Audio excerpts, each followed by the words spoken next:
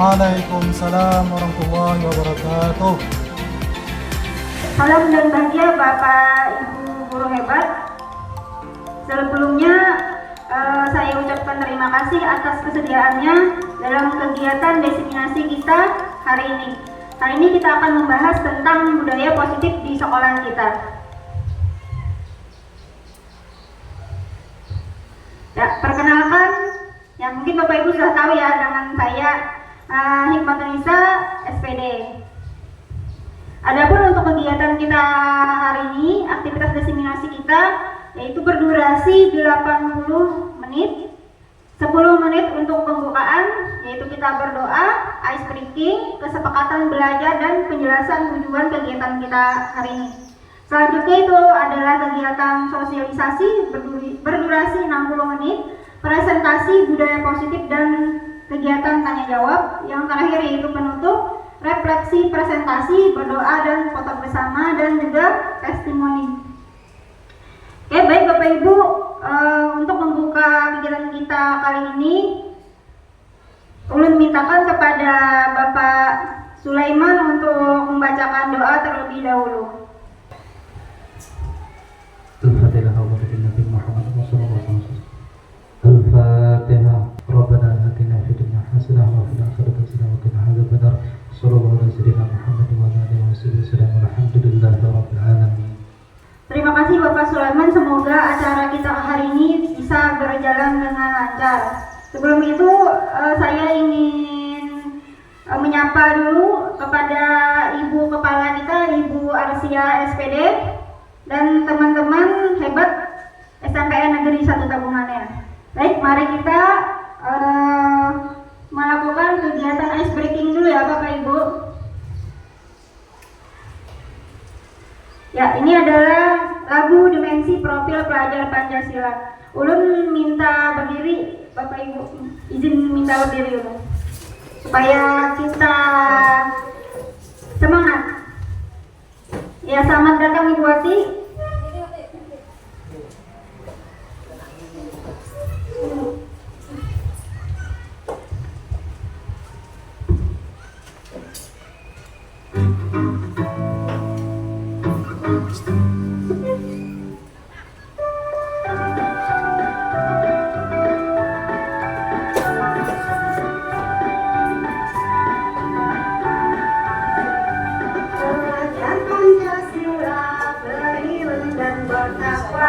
Pada Tuhan yang Esa dan berakhlak mulia, terdiri global, gotong royong mandiri, kreatif dan bernalar kritis, belajar Pancasila, beriman dan bertakwa pada Tuhan yang Esa dan berakhlak mulia, Bineka global, gotong royong mandiri, kreatif dan benar kritis.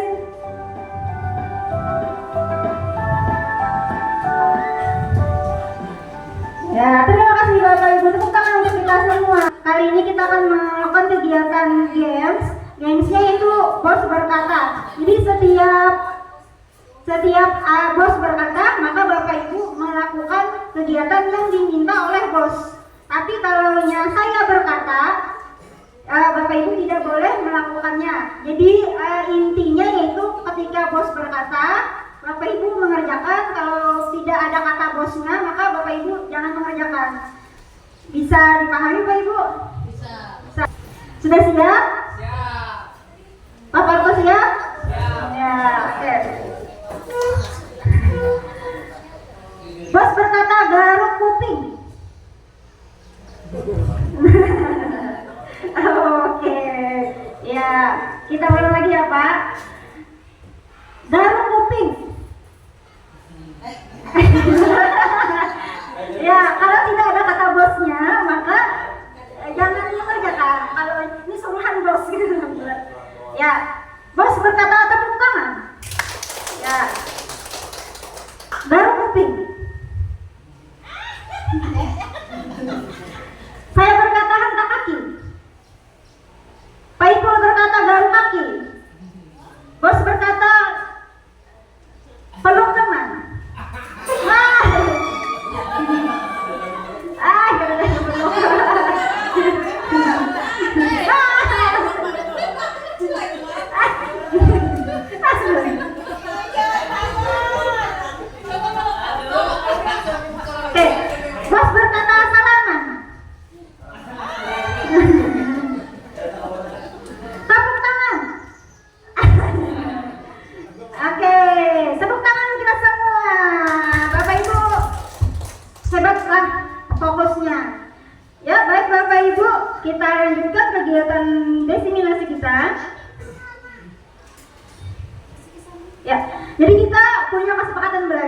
kesepakatan belajar kita kali ini yaitu yang pertama, seluruh peserta memiliki kesempatan untuk berpendapat. Yang kedua, berpikiran terbuka dan saling menghormati. Yang ketiga, jika ada satu peserta berbicara maka peserta yang lain mendengarkan. Yang keempat, berpendapat setelah dipersilakan. Yang kelima, berpartisipasi penuh. Dan yang keenam, mengikuti sesi kelas dengan perasaan yang gembira. Jadi buati jangan merapat buatilah, tetap bergembira kita selama proses kegiatan kita hari ini. Bapak Ibu, apakah kesepakatan belajar kita kali ini mau ditambahkan? Apakah cukup? Oh cukup. Ya baik Bapak Ibu, kita sepakat ya dengan kegiatan kita kali ini, kesepakatan belajar kita kali ini. Udah lanjut. Baik Bapak Ibu, untuk tujuan pembelajaran kita kali ini diharapkan guru memahami pentingnya mengetahui kebutuhan belajar dan lingkungan yang memfasilitasi seluruh individu di sekolah agar dapat meningkatkan kompetensi secara aman dan nyaman. Guru mampu menggerakkan komunitas sekolah untuk bersama-sama mengembangkan dan mewujudkan visi sekolah yang berpihak pada murid dan berlandaskan nilai-nilai kebajikan universal. Yang ketiga, melakukan evaluasi dan refleksi tentang praktik disiplin dalam pendidikan Indonesia secara umum untuk mendapatkan pemahaman baru mengenai konsep disiplin positif untuk menciptakan murid dengan profil pelajar Pancasila. Memahami peran sebagai guru untuk membangun budaya positif dengan menerapkan konsep disiplin positif dan berinteraksi dengan murid. Jadi tujuan akhir dari kegiatan kita kali ini adalah menciptakan profil pelajar Pancasila. Tapi sebelum kita menciptakan profil pelajar Pancasila, kita perlu untuk menerapkan budaya positif di kehidupan ekosistem sekolah kita. Baik Bapak Ibu, berikut adalah pertanyaan pemantik. Menurut Bapak Ibu, pendidikan itu seperti apa? Bagaimana? Bapak Ibu, bagaimana menurut kalian pendidikan itu seperti apa? Boleh angkat tangannya? Oh ya, Bu Maulida. Terima kasih Bu Maulida.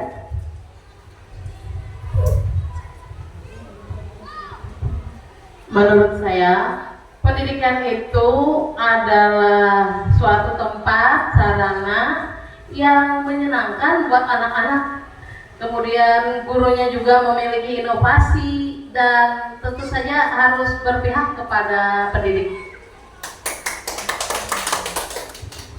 Ya, luar biasa sekali pendapat pendidikan menurut Ibu Maulida. Ada lagi Bapak Ibu? Ayo, silakan Bapak. Menurut saya ya, untuk pendidikan itu adalah pendidikan yang berpihak kepada murid. Terus pendidikan yang bersifat kolaboratif dan reflektif. Mungkin yang lain ada yang mau menambahkan.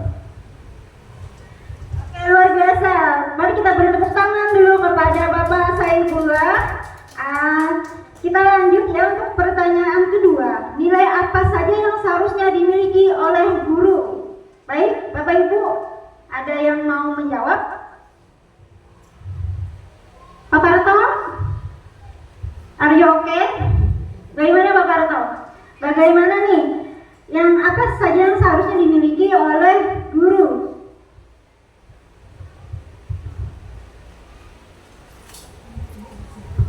Oke, terima kasih. Nilai apa saja yang harus dimiliki oleh guru? Ya, terutamanya nilai yang dimiliki oleh guru itu harus mencerminkan nilai-nilai positif agar para peserta didik dapat meniru lah dari pendidik tersebut. Kemudian untuk nilai positif yang lain tidak hanya dari segi sikap, kemudian perilaku, dan juga itu untuk kebiasaan sehari-hari, bergotong royong maupun kerjasama. Di situ harus diterapkan yang namanya nilai-nilai positif yang dimiliki oleh guru maupun peserta didik, yang pada intinya itu berpusat pada peserta didik juga. Terima kasih. Ya, mantap sekali, menyala. Oke, baik Bapak Ibu, kita lanjut ke pertanyaan ketiga. Imajinasiku tentang murid di masa depan. Buatlah satu gambar mengenai murid yang Bapak Ibu idamkan 5-10 tahun mendatang. Jadi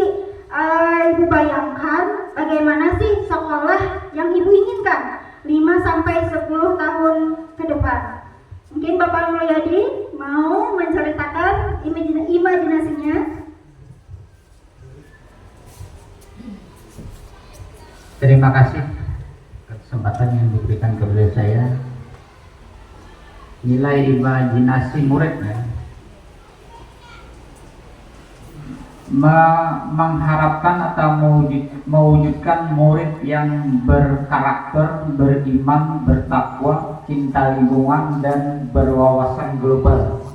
Itu adalah harapan masa depan yang ingin kita capai, dan itu diharapkan kepada siswa bisa terwujud dengan cara guru-guru berkolaborasi untuk mewujudkan itu semua, mewujudkan imajinasi kita ke depan 10-20 tahun yang akan datang. Insya Allah siswa kita akan baik kalau dia berkarakter, beriman, bertakwa, cinta lingkungan, dan berwawasan global. Demikian itu dari saya, Bu. Baik, terima kasih Bapak Mulyadi, luar biasa sekali. Nomor 4, apakah disiplin harus memiliki hukuman?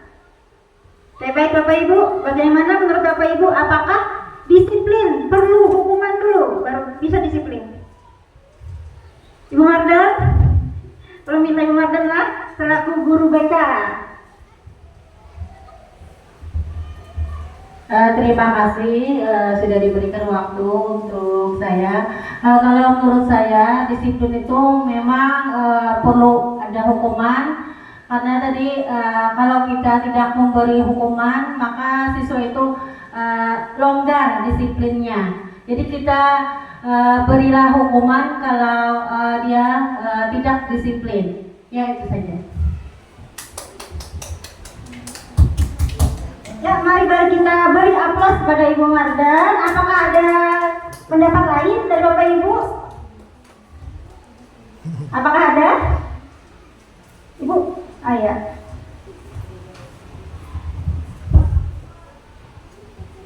Ya, terima kasih atas kesempatan yang diberikan. Memang untuk menegakkan disiplin itu perlu ada hukuman. Tetapi hukumannya itu sifatnya adalah mendidik. Jadi supaya anak ini tahu mana yang harus dilakukannya, mana yang tidak harus dilakukannya.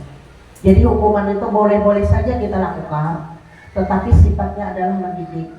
Jadi jangan sampai hukuman yang kita berikan itu anak menjadi jerah atau malas turun ke sekolah. Jadi hendaknya hukuman yang kita berikan itu justru membuat anak itu rajin turun sekolah. Misalnya dia melakukan kesalahan sudah beberapa kali, kita berikan sanksi, dan itu juga dia masih aja tidak disiplin. Nah, sekali-kali kita beri hukuman yang menyenangkan. Misalnya dia terlambat, kita sekali nanti akan diberi hadiah. Misalnya hadiahnya sifatnya gula anda atau apa-apa. Nah, mungkin itu dia menjadi senang dan tidak akan lagi tidak melaksanakan disiplin itu. Ya, mungkin itu yang bisa saya sampaikan. Dan mungkin kita sebagai guru ini, jadi kita disiplin itu perlu di kelas misalnya. Bila jam kada keluar kelas dalam pelajaran pun diberi hadiah misalnya. Apakah bentuknya? Mungkin salah satu daya tarik supaya anak bisa melaksanakan disiplin. Ya, terima kasih. Assalamualaikum warahmatullahi wabarakatuh. Ya, terima kasih kepada Ibu Kepala Sekolah, Ibu Arsia SPD. Kita lanjut. Seperti apa pelaksanaan disiplin yang benar? Baik Bapak Ibu, kita lanjut ke slide berikut. Ya, jadi ini jawaban pertanyaan yang pertama tadi Bapak Ibu. Filosofi pemikiran pendidikan nasional menurut Ki Hajar Dewantara. Nah, jadi pendidikan itu yaitu menuntun, guru menuntun tumbuh kembang kekuatan kodrat yang ada pada peserta didik untuk mencapai keselamatan dan kebahagiaan setinggi-tingginya. Pendidik ibarat petani, jadi kita ini adalah petani. Anak-anak seperti biji tumbuh-tumbuhan yang ditanam dan dirawat oleh petani, seperti halnya siswa yang dituntun dan dibimbing oleh guru dengan baik, maka akan mengembangkan bakatnya secara optimal. Jadi kalau yang kita tanam ini adalah bibit padi, maka tumbuhnya akan padi. Ada mau pun anak jadikannya pohon mangga. Kalau bibitnya ini sudah pohon mangga, kalau kita rawat ini dia akan menjadi pohon mangga. Kalau pian merawat dengan cara pian merawat padi, buah-buahnya, kalau mau ganal karena tumbuh-tumbuhannya. Itulah filosofinya bahwa kita pendidik ini adalah seorang petani, yang mana murid-murid kita ini adalah bibit-bibit yang akan kita kembangkan. Nah, kita tinggal mengembangkan. Jadi pesan ini bukan seperti kertas yang bisa kita coret-coret sesuai dengan kehendak kita, tapi dia adalah bibit yang mana dia sudah memiliki potensinya sendiri masing-masing. Budi pekerti. Bermain adalah tuntutan jiwa anak menuju ke arah kemajuan hidup jasmani maupun rohani, sehingga permainan yang mendidik sangat diperlukan dalam pembelajaran. Jadi kada anak-anak aja kita kira lah, kita gini ketujuh mainan lah. Nah, jadi anak-anak kan bisa kita tuntun harus duduk di atas di kursinya, beranai, tegang nih jadinya mulai. Tegangnya malah ngeblanknya kada tahu ini apa yang harus dilakukannya pada kreatif. Kalau anak-anak ini dalam keadaan lingkungan yang kurang kondusif, itu yang tegang, seperti dihukum. Jadi anak-anak ini perlu bergerak, dia bermain supaya motoriknya juga jalan. Itu Bapak Ibu. Lanjut filosofinya, berpihak pada anak. Dalam pembelajaran guru seharusnya dapat memberikan keleluasaan pada siswa dengan cara yang sesuai dengan karakteristik siswa masing-masing. Guru dan siswa harus mampu berkolaborasi bersama untuk menggali dan mengembangkan segala potensi yang dimiliki oleh siswa. Nah, jadi apa yang ada pada siswa, kita harus ketahui dulu potensinya apa. Jadi anak-anak yang suka bermain bola di lapangan, kita bisa kita paksakan harus duduk di dalam kelas. Nah, ini tuh artinya dia suka berkegiatan di luar kelas. Nah, jadi kita yang menyesuaikan dengan kebutuhan anak tersebut. Baik Bapak Ibu, nah yang ini adalah nilai-nilai guru yang tadi ya.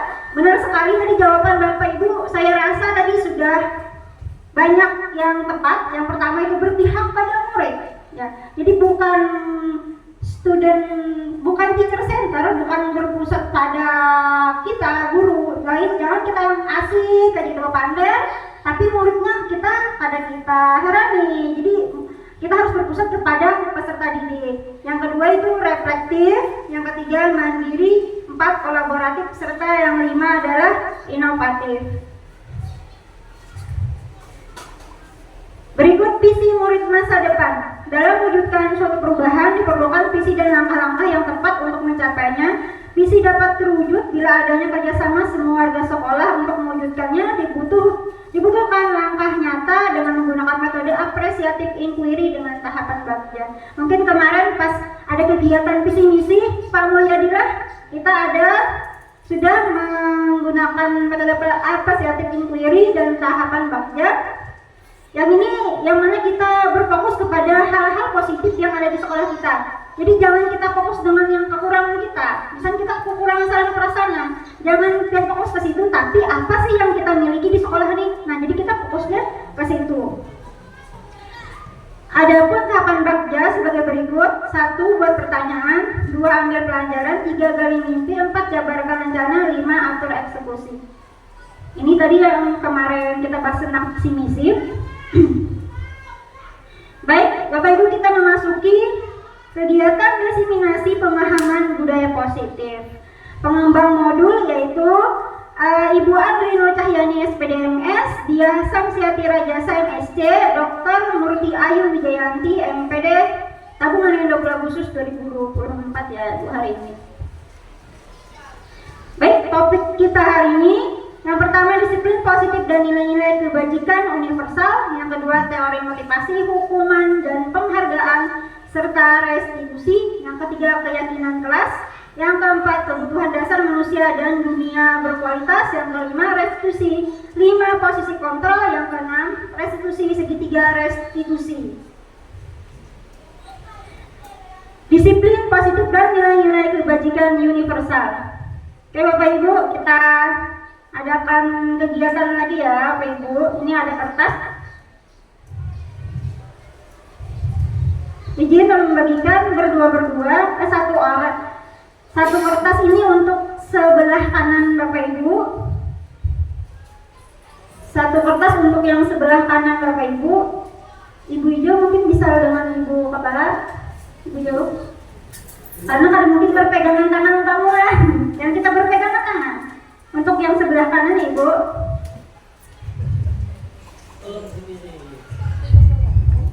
Untuk yang sebelah kanan pian, Masya Allah.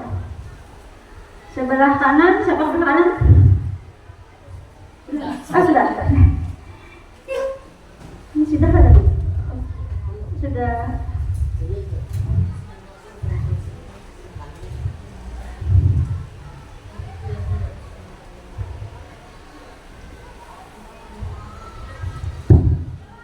Baik Bapak Ibu yang sebelah kanan tadi yang mendapatkan kertas, silakan pian tulis apa yang hal paling penting yang ada yang menurut Bu Hanpian. Hal apa yang paling penting menurut versi Bu Hanpian? Silakan pian tulis satu kata saja. Apa yang paling penting untuk pian? Ibu ulang. Pian tuliskan di secari kertas tadi hal yang menurut pian paling penting bagi pian, bagi hidup pian. Prinsip yang pian pegang, apa yang paling penting? Satu kata aja. Kadang hanya di sekolahan, apa saja, Bapak Ibu? Boleh apa saja? Kadang mesti di sekolahan. Iya. Contoh yang penting bagi ulun lah, misalkan suami misalkan lah. Suami. Oh iya, kalau yang belum bisa jangan. Orang tua bisa juga.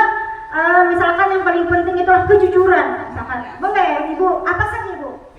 Prinsip Ibu bisa, prinsip yang Ibu pegang kejujuran. Atau misalkan disiplin, silakan saja. Satu kata saja Ibu. Udah? Oke, yang pegang jangan sampai teman membuka tapi teman bisa merayu, menghardik, mengancam, apa saja boleh. Asal jangan pakai senjata tajam lah Bapak Ibu, kalau boleh senjata tajam. Disobok nggak boleh. Terserah caranya apa? Karena aku kan menyuruh penjaga itu di Brahma. Satu, dua, tiga. Silakan direbut. Oke, rebut. Boleh hitung sampai 10 ya Bapak Ibu. 1, 2, 3, rebut. 4, 5, 6, 7, Bisa. 8, 9, 10. Stop Bapak Ibu. Apakah ada yang bisa membuka? Oh, ada Bu. Ada. Terbuka Bu. Memang bisa terbuka, oke. Ada yang terbuka, ada yang tidak terbuka. Ya, ulun tanya dulu Bu lah. Kenapa jadi pihak tadi bisa membukanya Bu? Dia ngapain tadi? Takutan. Amat tangannya.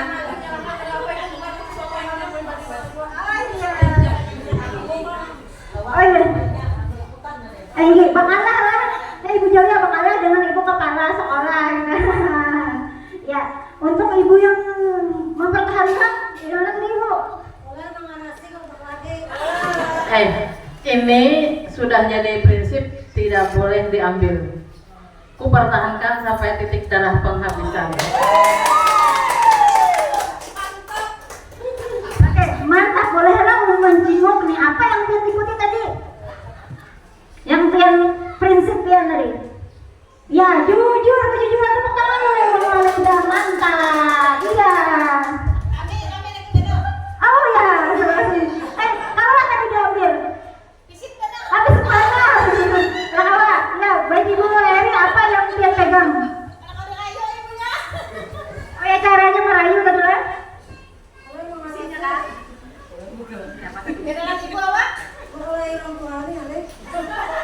Kepercayaan. Mantap, kepercayaan. Ya, baik. Ini merupakan prinsip-prinsip Ibu ya yang Ibu pegang sebelah sini. Kayak mana? Bisa dibuka kada, Maria? Bolehkah Ibu menjenguk? Ya, bisa ditukar lagi.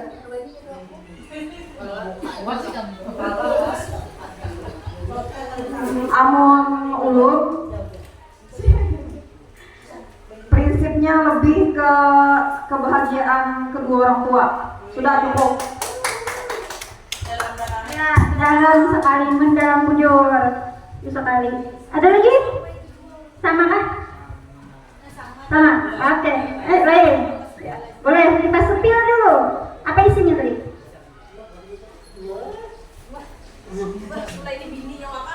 Oh, kesehatan isinya. Oh ya, kesehatan. Iya, mantap bujur. Kada sehat kita kan kalau kita berkumpul di sini. Ada kalau kuring pada sehat.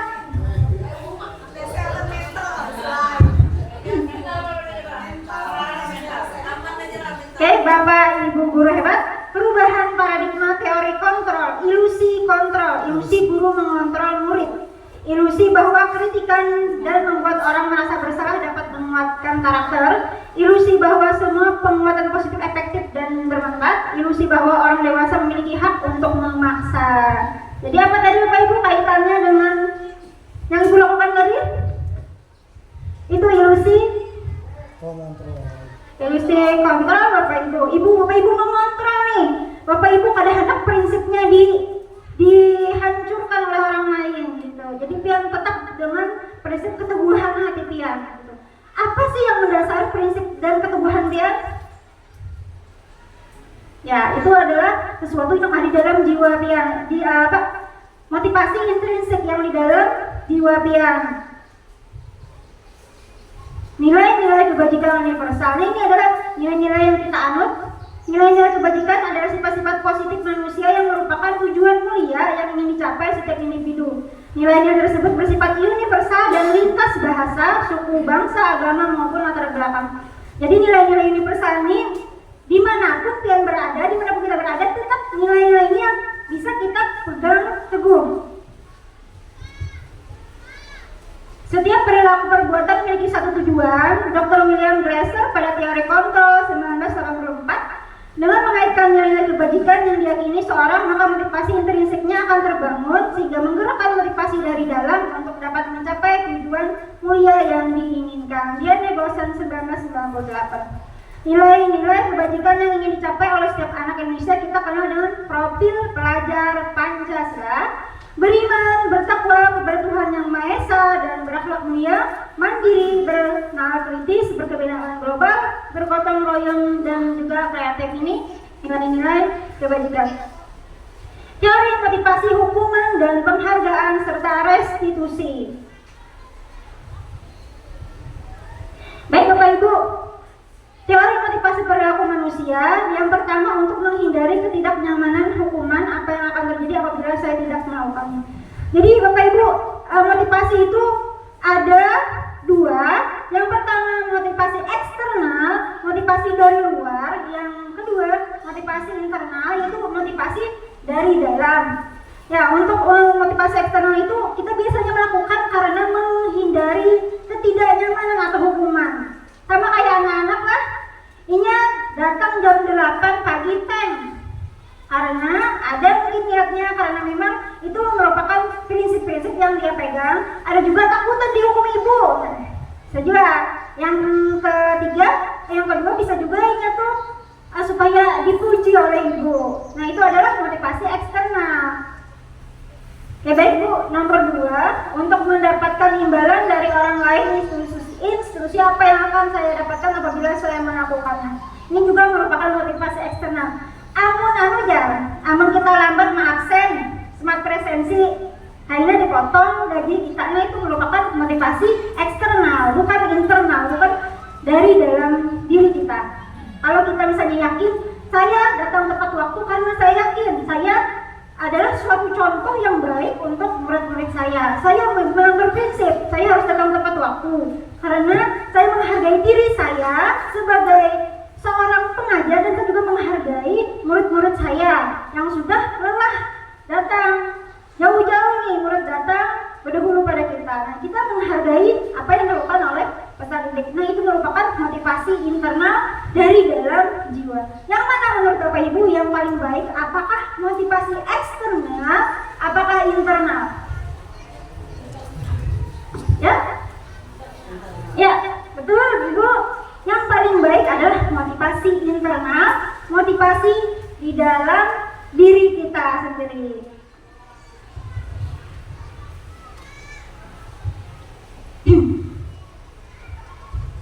Ini merupakan perbedaan hukuman dan konsekuensi. Tak ke bawah bulat misalnya nih, minta maaf dulu. Apa sih bedanya hukuman dan konsekuensi? Mungkin Bapak Ibu bisa disimak dulu lah. Apa perbedaan hukuman dan konsekuensi? Apakah ada beda antara hukuman dan konsekuensi? Membuat anak sakit fisik maupun hati untuk jangka waktu lama. Konsekuensi membuat anak merasa tidak nyaman dalam jangka waktu pendek.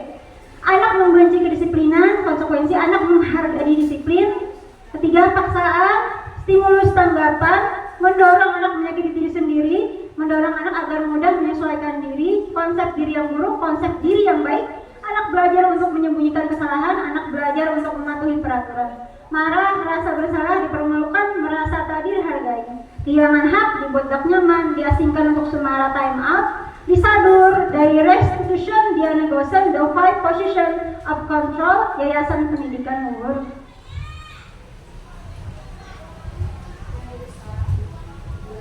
Oke, baik Bapak Ibu, untuk memperdalam pemahaman kita mengenai perbedaan hukuman dan konsekuensi,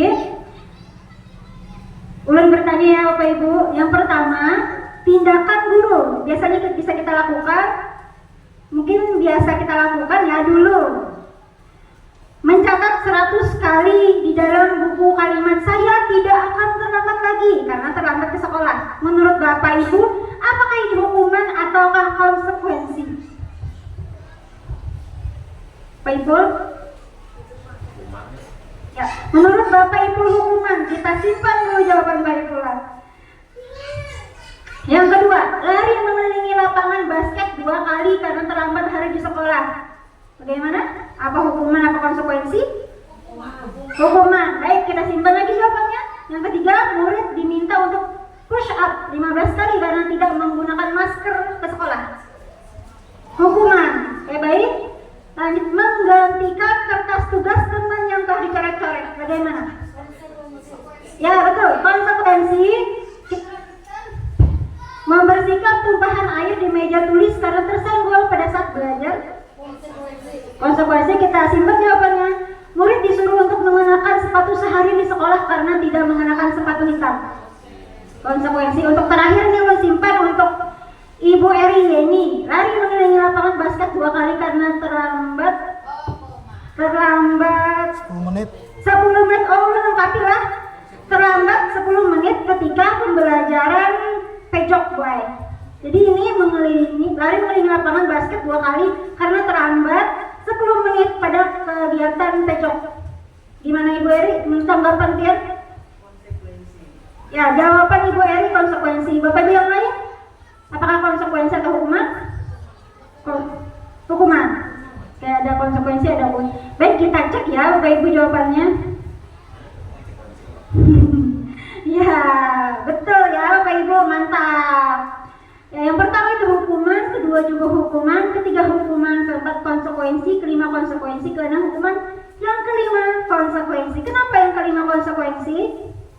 Karena sesuai dengan mata pelajaran Ibu, jadi tidak masalah. Karena kan mata pelajaran Ibu biasanya memang lari Ibu lah. Jadi dikasih ini merupakan konsekuensi, bukan merupakan hukuman gitu. What? Yang mana Pak? Yang keenam, murid disuruh mengenakan sepatu sehari di sekolah ya Pak, kalau tidak mengenakan sepatu hitam.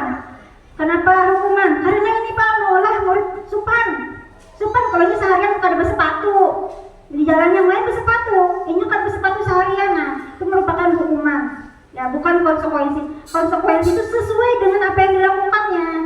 Misalkan dia menumpahkan banyu ke atas kamar, maka wajib mengganti kertasnya, itu konsekuensi. Kalau tidak sebanding, maka itu merupakan hukuman. Apalagi mengolah nyentuh supan, anak-anak supan. Dihukum penghargaan.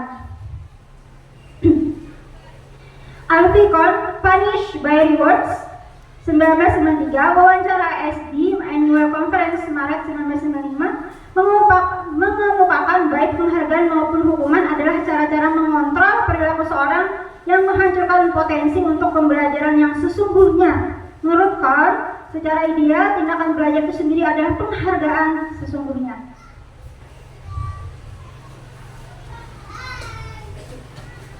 Lanjut, apa itu restitusi? Restitusi adalah proses menciptakan kondisi bagi murid untuk memperbaiki kesalahan mereka sehingga mereka bisa kembali pada kelompok mereka dengan karakter yang lebih kuat. Restitusi juga merupakan proses kolaboratif yang mengajarkan murid untuk mencari solusi untuk masalah mereka dan membantu murid berpikir tentang orang seperti apa yang mereka ingin menjadi, tujuan mulia, dan bagaimana mereka harus memperlakukan orang lain. Jadi beda ya Bapak Ibu antara hukuman dengan restitusi ini. Beda di perlakuan kita. Kalau hukuman itu satu arah, anak tersakiti karena satu arah. Kalau restitusi dua arah. Kita menanyakan kepada anak apa yang mereka butuhkan, mengapa mereka melakukan hal tersebut. Apakah nilai-nilai tersebut sudah sesuai dengan nilai-nilai yang mereka anut, prinsip-prinsip yang mereka anut. Ya. Jadi untuk yang paling bagus itu adalah restitusi. 9 ciri-ciri restitusi. Ya Bapak Ibu, kalau yang mau minum silahkan minum, sebelah sana ada air. Yang pertama, bukan untuk menebus kesalahan, namun untuk belajar dari kesalahan. Nah, jadi kalau misalkan tadi konsekuensi itu menebus kesalahan. Nah Bapak Ibu, kalau restitusi tidak menebus kesalahan, tapi dia belajar memperbaiki kesalahan yang telah dia lakukan. Yang kedua, memperbaiki hubungan. Yang ketiga, tawaran, bukan paksaan. Jadi kita tawarkan. Yang nomor 4, restitusi menuntut untuk melihat ke dalam diri. 5, restitusi mencari kebutuhan dasar yang mendasari tindakan. Nah, karena restitusi diri adalah cara yang paling baik. Yang ketujuh, restitusi fokus pada karakter bukan tindakan. 8, restitusi fokus pada solusi. Yang ke-9, restitusi mengembalikan murid yang berbuat salah pada kelompoknya. Oke, baik Bapak Ibu, pembelajaran 2.3 keyakinan kelas.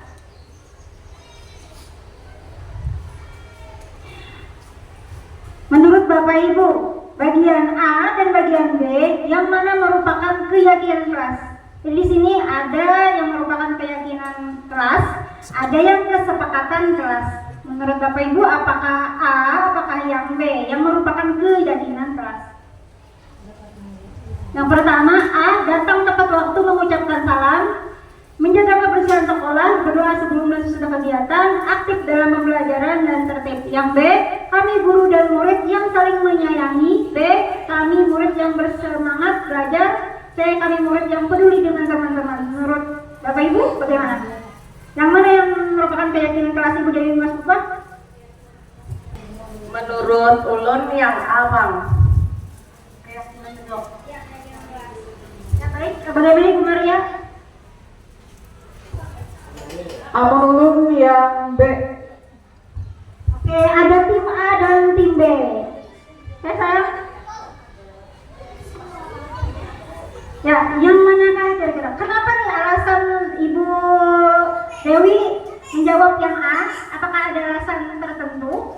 Karena ada yang itu berdoa sebelum. Oh iya, karena ada berdoa yang merupakan keyakinan ya, agama Islam ya, ada semua agama maka ya. Kalau Ibu Maria, kenapa Ibu Maria menurut keyakinan itu yang B? Ya, kamunya yang keyakinan itu jenis dan contohnya itu masuknya yang di B. Salah satunya kami guru dan murid yang saling menyayangi. Berarti kan salah satu keyakinan di dalam kelas untuk menumbuhkan rasa itu dari keyakinan dulu. Itu Bang menurut ulun. Oke, mari kita beri aplaus untuk Ibu Maria dan Ibu Dewi Mas Bupa. Ya, kita cek jawabannya dulu. Ya, jadi yang di sini adalah kesepakatan kelas, yaitu ini adalah hal yang disepakati agar terasa nyaman di dalam kelas. Jadi siswa dan kita guru merasa nyaman di dalam kelas. Jadi kita ini hal-hal yang kita sepakati bersama. Kalau keyakinan kelas ini merupakan keyakinan, nilai-nilai yang kita anut masing-masing ya gitu Bapak Ibu. Ya, jadi ini lebih ke dalam diri, benar tadi seperti yang sudah disampaikan Ibu Maria, dari dalamnya, sedangkan ini bagaimana caranya supaya semua orang merasa nyaman. Jadi ini merupakan kesepakatan yang sebelah sana, yaitu keyakinan kelas.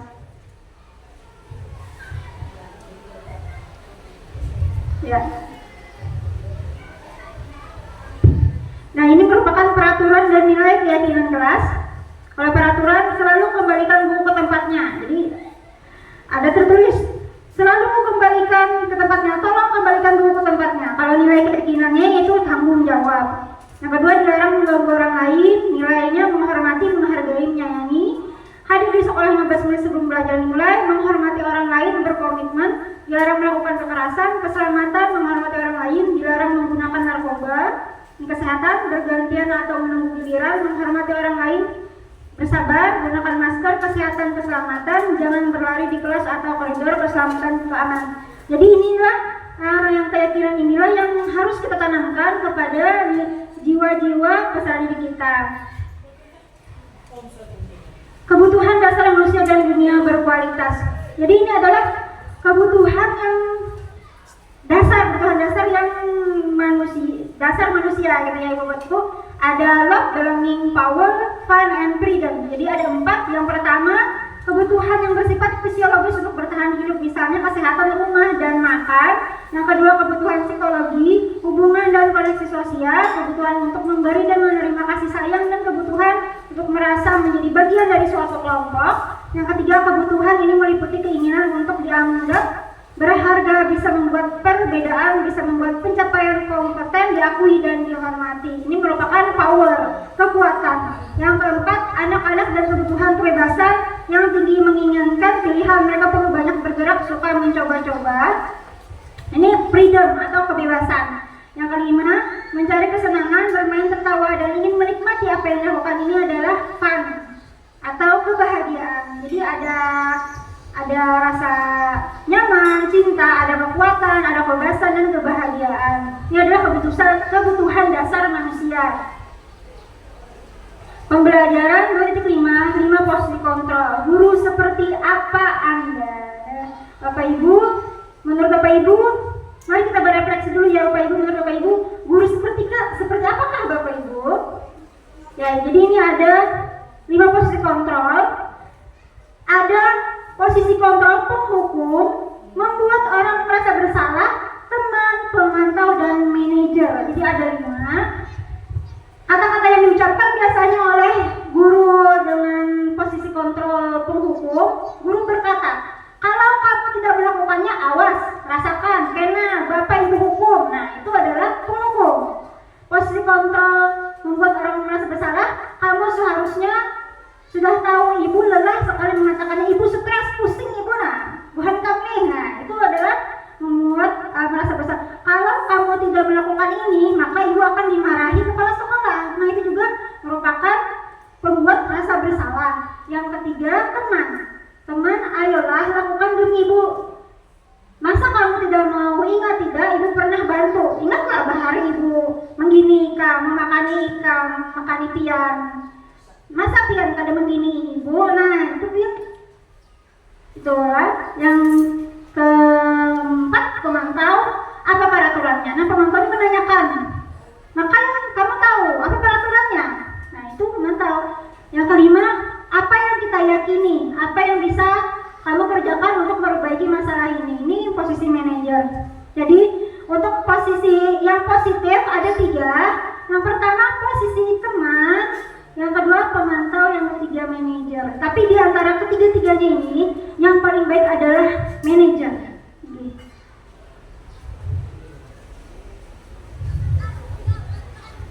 Segitiga restitusi. Nanti kita melakukan role play, Bapak Ibu. Jadi dari segitiga restitusi ini, yang pertama itu menstabilkan identitas. Ketika kita berbicara dengan murid kita, pertama kita adalah menstabil identitas. Kita bilang kepada anak, setiap orang pernah melakukan kesalahan, Ibu juga pernah melakukan kesalahan. Itu adalah menstabilkan identitas. Kalau Bapak Ibu mengucapkan seperti itu, mungkin anak itu merasa nyaman, lalu dia akan bercerita. Jadi kalau kita tanya kenapa galaknya tuh kalau mau bercerita,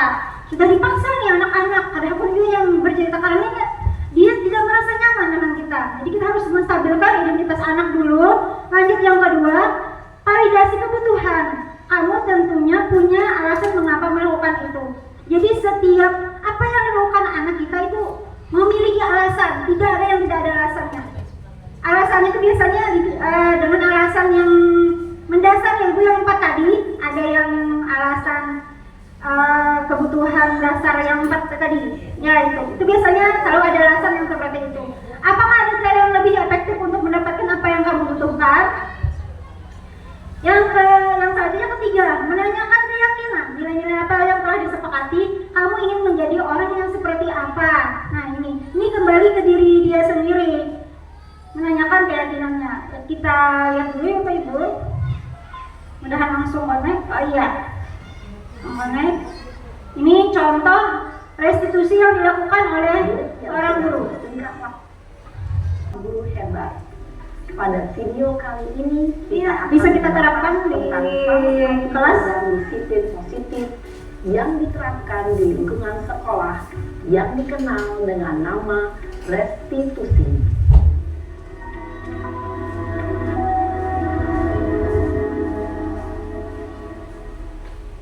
Restitusi dikembangkan oleh pakar pendidikan Diane Gosson berlandaskan pada teori kontrol Dr. William Glasser. Segitiga restitusi adalah suatu proses dialog yang dijalankan oleh guru atau orang tua agar dapat menghasilkan murid yang mandiri dan bertanggung jawab. Pada saat guru di posisi manajer, aspek yang dikembangkan pada murid adalah motivasi intrinsik, sehingga penanaman nilai-nilai kebajikan dapat tumbuh dan berkembang menjadi suatu kebiasaan positif yang akhirnya membentuk karakter murid. Proses dialog ini terdiri dari 3 langkah yang digambarkan pada ketiga sisi pada segitiga restitusi. Sisi pertama adalah menstabilkan identitas. Sisi yang kedua adalah validasi tindakan yang salah. Dan sisi yang ketiga adalah menanyakan keyakinan. Ibu dan Bapak guru, berikut ini akan ditunjukkan bagaimana seorang guru berada dalam posisi manajer menggunakan penerapan segitiga restitusi. Ya, ini posisi manajer Bapak Ibu yang dilakukan guru terhadap siswa yang bermasalah. Siang Sarah, Ya Pak, sudah lama nggak ketemu Sarah. Kenapa hari ini ada di sini? kesel Pak, kesel banget. Masa aku dikatain tukang fitnah Pak? Ya aku marah lah. Aku balik ngatain Eka di depan kelas. Kesel banget. Oh begitu. Ya pasti kamu marah dan kesal. Bapak juga akan marah apabila ada yang menuduh Bapak seperti itu. Kemudian pada saat itu kamu mau melakukan apa? Ya saya langsung ngatain Eka lah Pak. Kesel banget. Saya bentak-bentak dia depan teman-teman lain. Oh begitu. Pasti kamu melakukan seperti itu karena suatu alasan tertentu bukan? Iyalah, masa saya diam saja Pak? Ya saya bela diri lah. Masa saya dituduh tukang fitnah? Ya wajarlah. Mempertahankan harga diri itu sesuatu yang penting buat kamu. Untung kamu tidak bertindak lebih gegabah lagi. Hanya membentak-bentak. Iya Pak. Untung saya masih bersabar dan hanya membentak saja. Sudah gemes padahal. Saya pasti bela diri lah. Ya pasti ya. Tapi kamu memilih untuk tetap bertahan dan bersabar. Kamu memilih untuk tidak berbuat lebih parah lagi bukan? Iya. Nah, sekarang coba kita lihat lagi tindakan kamu yang bentak-bentak Eka di kelas. Tindakan kamu itu kira-kira sesuai dengan keyakinan kelas atau prinsip kamu tidak? Enggak lah Pak. Capek Pak jadi pemarah. Jadi keyakinan atau prinsip mana yang kurang sesuai dengan keinginan kamu? Ya, saya sebenarnya sangat menghargai orang lain. Mungkin saat itu saya menjadi emosi. Jadi tidak menunjukkan sikap itu. Kamu meyakini tidak? Menghargai orang lain itu penting buat kamu. Yakinlah Pak. Iya, setuju. Kita harus saling menghargai. Namun, ada juga keyakinan yang kita sepakati yang perlu kita jalankan apabila kita sedang marah, bukan? Ya, saya bisa lebih proaktif. Mulai dengan diri sendiri. Saya bisa jadi lebih bersabar, mengambil waktu jeda untuk berpikir mau apa selanjutnya. Kira-kira kamu bersedia memperbaiki masalah ini tidak? Bersedia Pak. kalau kamu memperbaiki masalah ini, kamu akan menjadi orang seperti apa? Saya akan menjadi orang yang bertanggung jawab kali ya Pak, dan senantiasa proaktif. Iya, menurut kamu bagaimana rasanya menjadi orang seperti itu? Ya nyaman lah, bangga bisa bersahabat dan menahan diri. Baiklah kalau begitu. Yuk kita pikirkan bagaimana memperbaiki masalah ini. Nah, baik Bapak Ibu, ini adalah contoh.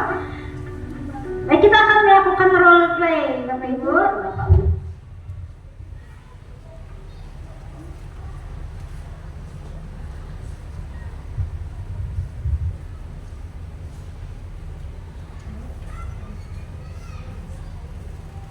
Ulun minta satu orang ya, Ibu, kita akan melakukan role play tentang segitiga restitusi, bagaimana cara kita mengatasi anak dengan cara yang tidak menghukum ya Ibu.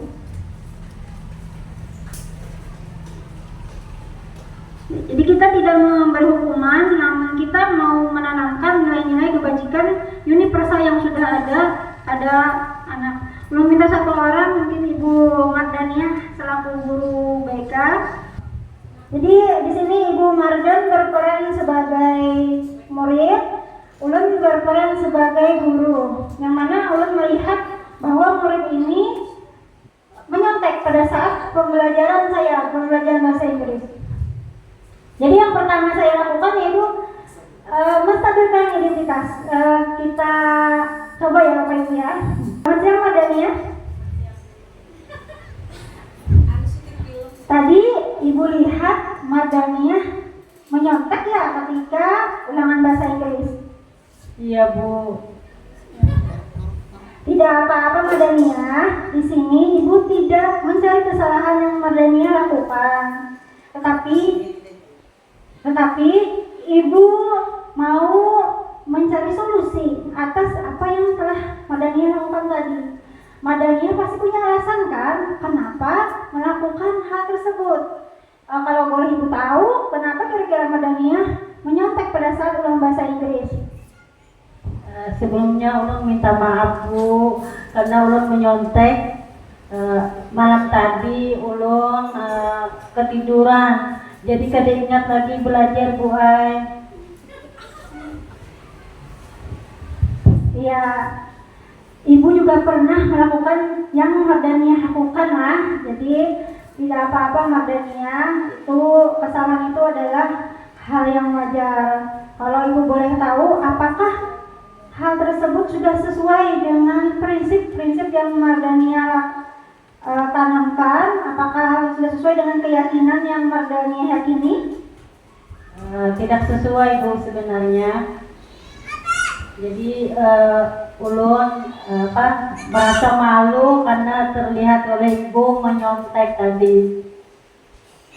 Oke, berarti tidak sesuai ya dengan apa yang Mardania anut.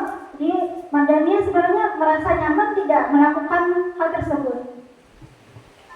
Tidak merasa nyaman Bu, asal canggung dilihat, bahkan sampai ketahuan oleh Ibu Guru. Sangat malu sekali Ibu.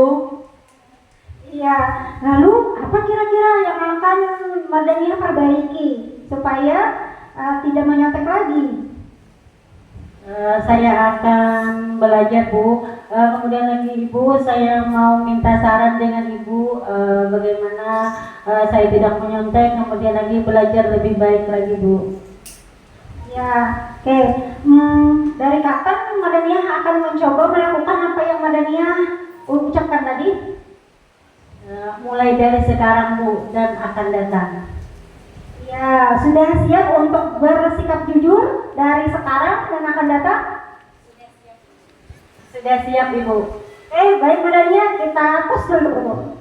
Ya, terima kasih Mardania. Silakan kembali ke kelasnya. Jangan lupa untuk selalu bersikap jujur ya. Silakan kembali ke kelas. Jadi kita yang pertama itu menstabilkan identitasnya dulu, terus kita validasi kebutuhan. Kenapa menanyakan kenapa anak ini melakukan hal tersebut? Contoh seperti tadi itu kan karena tidak belajar makanya menyontek. Lalu kita tanyai gimana caranya supaya tidak menyontek lagi. Itu apakah nilai tersebut sudah sesuai dengan dirinya? Tidak katanya. Lalu Bapak Ibu tanyakan solusinya. Jadi yang membuat solusi bukan kita sebagai guru, tapi anaknya. Solusi ini lahir dari anak, nilai-nilai yang dia anut tersebut.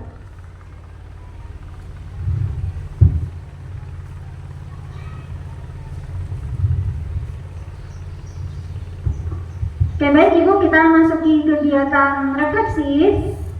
Hal baru apa yang mengubah paradigma saya yang saya dapatkan? 2, perasaan apa yang muncul selama mengikuti sesi ini, khususnya mengenai makna disiplin dan motivasi intrinsik. Yang ketiga, peran Among seperti apakah yang saya telah lakukan selama mengikuti modul ini. Yang keempat, saya akan menjadi Among yang seperti mengikuti modul ini. Baik Bapak Ibu, untuk refleksi bisa Bapak Ibu tuliskan, dan saya nanti meminta tolong salah satu saja untuk menyampaikan refleksinya gitu. Ulun minta tolong ya Bapak Ibu ditulis dulu refleksi Bapak Ibu untuk kegiatan yang telah kita lakukan hari ini. Apakah sudah selesai refleksinya? Ya, Bapak Ibu yang sudah selesai bisa langsung ditempelkan sebelah sini refleksinya. Jadi boleh maju, silakan maju Bapak Ibu. Nanti ulun minta satu orang untuk menyampaikan.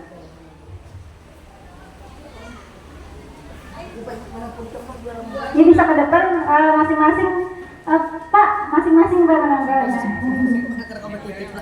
Ayo Ki, Bapak Ibu kenapa?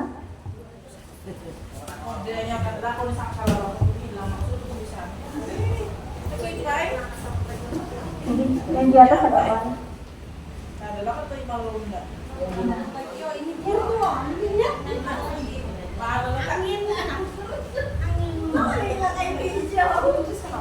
Iya, Pak. Mohon.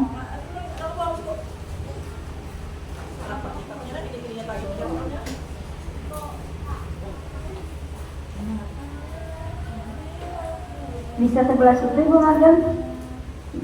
Ya, bisa.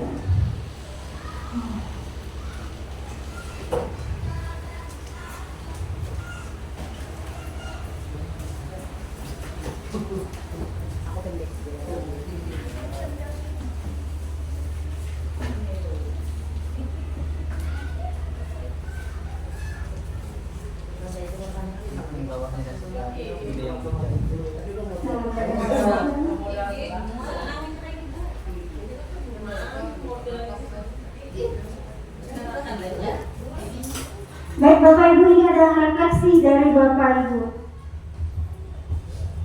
Selanjutnya, ulun minta satu orang Bapak Ibu untuk ini kita tunggu ya, ada Ibu lihat masih menulis.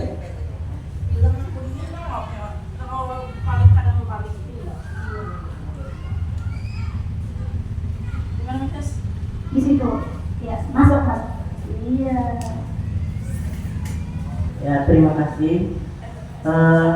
Refleksi kita dalam kegiatan hari ini, menurut saya materi ini sangat bermanfaat dan bisa menambah pengetahuan kita, kemudian bisa menjadi bahan kita atau contoh bagi kita dalam melaksanakan kegiatan pembelajaran di kelas.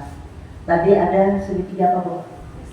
Restitusi, nah itu sangat baik. Jadi kita contoh itu, artinya kita memberi hukuman, anak itu dipanggil jujur di hadapan supaya dia tidak malu dengan teman-temannya. Nah jadi menurut saya ini kegiatan yang sangat bermanfaat. Apa yang dikatakan Ibu Hikmatulisa tadi sebagai pengimbasan. Jadi kita mungkin bisa mengimbaskannya lagi, melaksanakannya kepada siswa yang bermasalah. Jadi itu yang bisa saya sampaikan. Terima kasih. Terima kasih Ibu, banyak sekali apa yang Ibu sampaikan. Pertanyaannya dari ulun, apakah hukuman itu boleh? Iya betul, hukuman boleh.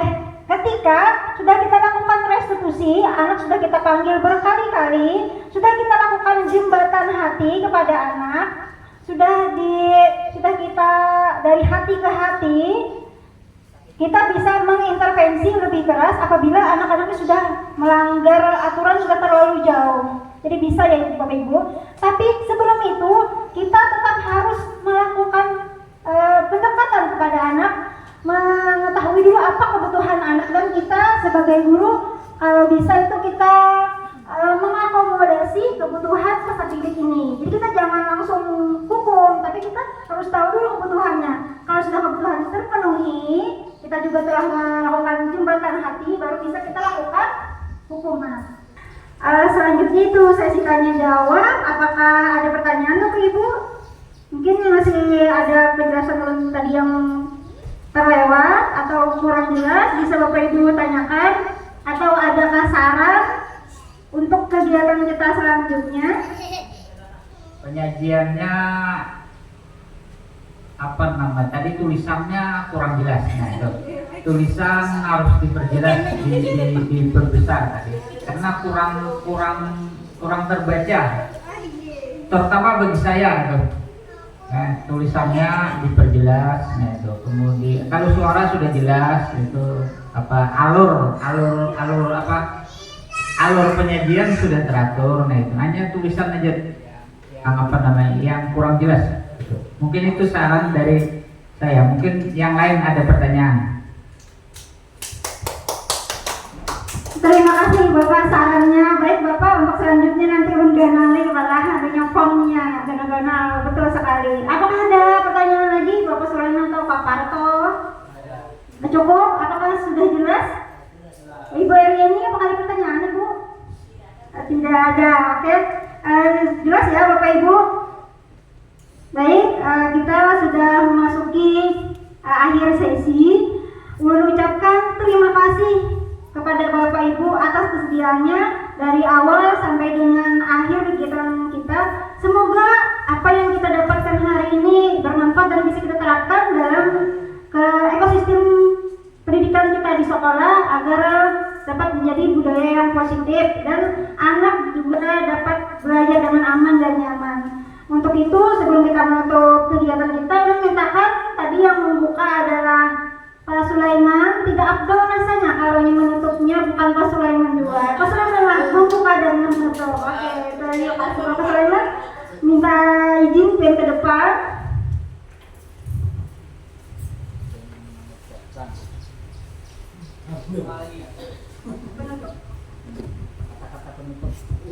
Ya, untuk menutup acara ini mari kita berdoa. Al-Fatihah kepada Nabi Muhammad Rasulullah SAW. Al-Fatihah. Bapak Ibu, ulun akhiri kegiatan kita kali ini. Sayonara, sampai jumpa lagi kita di kegiatan selanjutnya. Ulun akhiri. Wassalamualaikum warahmatullahi wabarakatuh. Waalaikumsalam. Bismillahirrahmanirrahim. Assalamualaikum warahmatullahi wabarakatuh. Nama saya Arsia, jabatan sebagai PLT Kepala Sekolah SMP Negeri 1 Tabunganen. Mengenai kegiatan diseminasi budaya positif kemarin, menurut saya itu sangat bermanfaat bagi sekolah dan bagi semua dewan guru. Karena kalau kita membangun budaya positif terhadap diri kita sendiri pun itu bermanfaat. Masalahnya menyangkut pada kedisiplinan dan perilaku kita sehari-hari. Nah, apabila itu kita tularkan kepada siswa, maka akan sangat bermanfaat dan siswa pun ikut berdisiplin dalam kegiatan pembelajaran sehari-hari. Kemudian harapan saya terhadap Ibu Hikmatun Nisa dan semua dewan guru, dengan adanya kegiatan itu bisa mencontoh dan bisa menggunakan bisa memanfaatkan apa yang didapat pada kegiatan kemarin.